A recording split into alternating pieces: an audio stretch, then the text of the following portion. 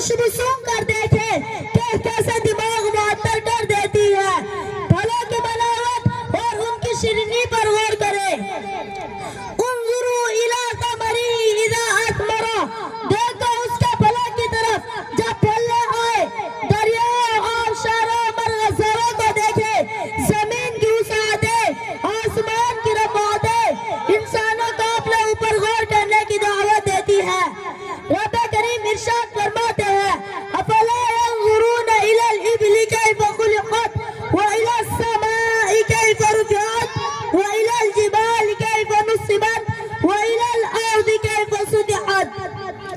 क्या नहीं देखता उनकी तरफ कि कैसे पैदा किया गया, और आसमान की तरफ कि कैसे बुलंद किया गया, और पहाड़ों की तरफ कैसे गाड़े गए, और जमीन की तरफ कि कैसे पिलाई गई।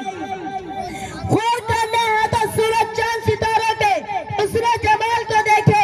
क्या हवा में उड़ते खूबसूरत परिंदे और पानी में तैरती रंग बिरंग मछलियां गौर करने के लिए कम है, फकत इंसानों के चेहरे ही देखने के लिए रह गए हैं।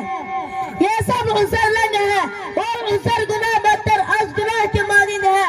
हजरत मौलाना अशरफ अली थानी के सामने एक मर्तबा ऐसे ही किसी दिल के हाथों मजबूर शख्स ने यही उनसर क्या के, हजरत हम तो खूबसूरत चेहरों को इसलिए देखते हैं कि अल्लाह ताला की सिनाई और कुदरत ज़ाहिर होती है। आपने उसे बड़ा इबरत अंगेज जवाब दिया, फरमाया फिर तुम अपनी वालिदा की शर्मगाह को देखा करो कि किस तरह एक छोटे से रास्ते से तुम्हारे जैसे शख्स को पैदा किया। हज़रत उस्मान गनी रज़ियल्लाहु अन्हु की खिदमत में एक शख्स आया जिसकी निगाह ने रास्ते में खता की थी। आपने उसकी आंखों को देखते ही पहचान लिया और फरमाया इस कौम का क्या हो गया है, अब हमारे पास चले आते हैं। हालांकि उनकी आंखों से सीना टपकता है। वो शख्स हैरान रह गया